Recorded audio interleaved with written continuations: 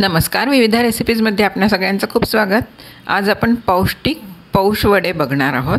तुम्हाला आश्चर्य वाटेल ऐकून की वडे पौष्टिक कसे असू शकतील, पण आपण त्यात जे काही इन्ग्रेडियंट्स वापरणार आहोत, त्यासाठी जे काही वापरणार आहोत ते अतिशय पौष्टिक असे पदार्थ आहेत आणि हे वडे खास पौष महिन्यात केले जातात. ठराविक राज्यांमध्ये नैवेद्यासाठी केले जातात म्हणून त्यात कांदा लसूण नसतो. आपण त्यात कांदा लसूण घालू शकतो, परंतु आज मी वापरलेला नाही आहे त्यात कांदा लसूण. तर चला आपण बघूयात हे आतून मऊ आणि वरनं खुसखुशीत कडक असे असणारे पौष वडे. त्यासाठी आपण काय काय साहित्य घेतलं आहे ते बघूयात. तुम्ही जर हे वडे खाल्ले असतील आधी तर मला कॉमेंट करून नक्की कळवा. हे बघा, एक छोटी वाटी मटकी घेतलेली आहे. याच वाटीच्या प्रमाणाने सगळं धान्य आपण घेतलेलं आहे, इतर कडधान्य देखील. परत एक तेवढीच वाटी भरून चवळी घेतलेली आहे आणि परत तेवढीच एक वाटी भरून मूग घेतलेले आहेत. अशी ही 3 वाट्या कडधान्य आपण घेतलेली आहेत. आता ही स्वच्छ धुवून आपण रात्रभर भिजत ठेवणार आहोत. मी वेगवेगळी भिजवली आहेत. तुम्ही हवं तर एकत्र करून देखील भिजवू शकता, कारण नंतर आपण ती एकत्रच करणार आहोत. 8 ते 10 तासांसाठी किमान ही भिजवायची आहेत. रात्रभरासाठी भिजवली की आपोआप ती तेवढी भिजली जातात. आणि कडधान्यांचं पोषण मूल्य हे भिजवल्याने आणि त्यानंतर मोड आणल्याने जास्त वाढतं, हे आपल्याला माहिती आहे. म्हणून हे वडे पौष्टिक आहेत. आणि पौष महिन्यात थंडी असते आणि थंडीच्या दिवसात आपली पचनशक्ती चांगली कार्यरत असते. त्यामुळे हे वडे तुम्ही नक्की करून बघा थंडीच्या दिवसात. एकदा केलेत की तुम्हाला घरातले हे परत परत करण्यासाठी नक्की आग्रह करतील, इतके ते टेस्टी होतात. हे बघा, आता रात्रभर आपण कडधान्य भिजवलं आहे, त्यानंतर ते अशा प्रकारे तयार झालं आहे. तुम्ही हवं तर नंतर मोड आणून देखील हे करू शकता. मी फक्त भिजवून ते वाटलेलं आहे सगळं. हे बघा, मूग, चवळी, मटकी सगळी धान्य अशी व्यवस्थित भिजून तयार झाली आहेत. आता त्यासाठी या सीझनमध्ये या ज्या लाल मिरच्या येतात या घातल्या तर उत्तम. तुम्हाला जर या मिळाल्या तर या नक्की घाला. पण नाही मिळाल्या तर तुम्ही आपल्या साध्या सुक्या लाल मिरच्या किंवा लाल तिखट त्याऐवजी घालू शकता. अर्धा इंच आलं साल काढून स्वच्छ धुवून घ्यायचं आहे. त्याचे आपण नंतर तुकडे करून घेणार आहोत वाटण्यासाठी. आणि या 3 मिरच्या देखील आपण देठ काढून त्या कापून या कडधान्यामध्ये घालणार आहोत. हे आता आलं घातलेलं आहे, आपण साल काढून स्वच्छ धुवून तुकडे केले आहेत. त्यानंतर या मिरच्या देखील आपण अशा कापून यात घालणार आहोत आणि हे सगळं एकत्र वाटून घेणार आहोत. त्यानंतर आपण जे मसाले बनवणार आहोत त्यामुळे याला खूप छान टेस्ट येणार आहे. पुढे दाखवते मी काय काय मसाले घेतले आहेत ते. आता आपण या मिरच्या कापून आणि आलं यात घातलं आहे आणि हे सर्व एकत्र खडबडीत असं वाटून घ्यायचं आहे. खूप अगदी बारीक पेस्ट नाही करायची आहे या सगळ्याची, थोडंसं जाडसर वाटून घ्यायचं आहे. शक्यतो पाणी न घालता किंवा अगदी थोडं पाणी घालून हे वाटायचं आहे, कारण हे जास्त वाटण पातळ होऊ द्यायचं नाही आहे आपल्याला.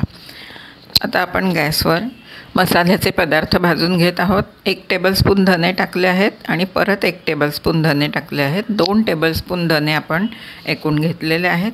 4 लवंगा घेतलेल्या आहेत. हे आपण खूप भाजणार नाही आहोत, अगदी किंचित गरम करणार आहोत. त्यानंतर काळी मिरी घेतलेली आहेत.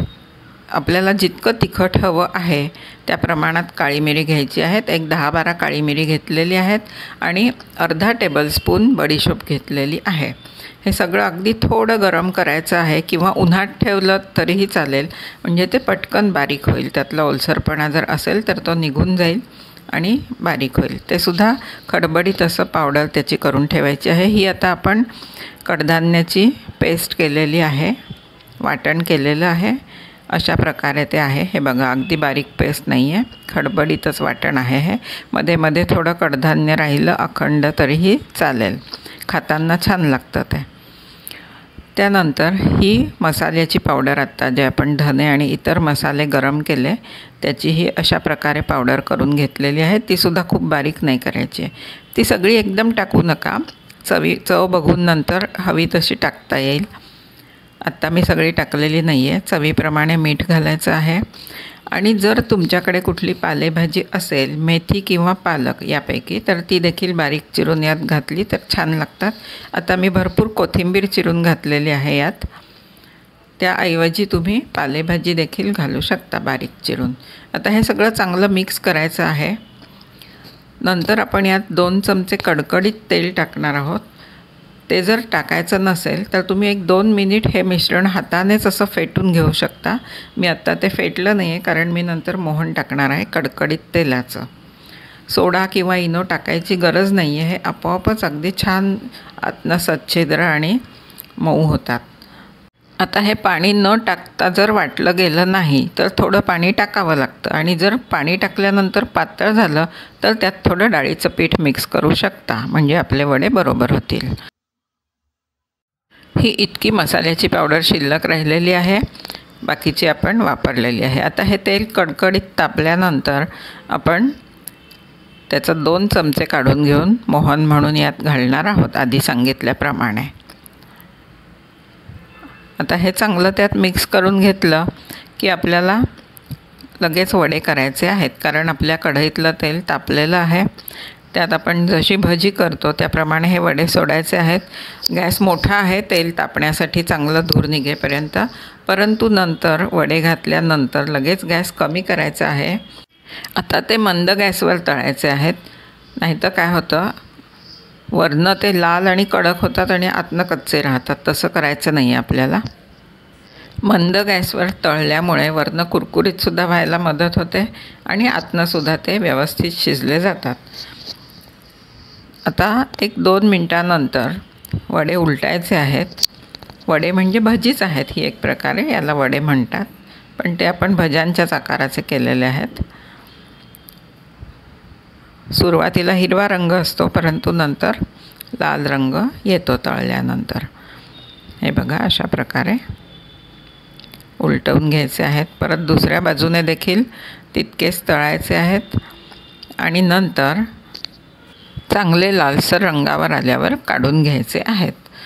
हे वडे तुम्ही सॉसबरोबर चटणीबरोबर सर्व करू शकता किंवा नुसतेसुद्धा खूप छान लागतात, कारण आपण त्यात मसाले घातलेले आहेत, वेगळे मसाले आहेत. हे वडे तुम्ही नक्की ट्राय करून बघा आणि त्यानंतर मला कॉमेंट करून कळवा कसे झाले ते.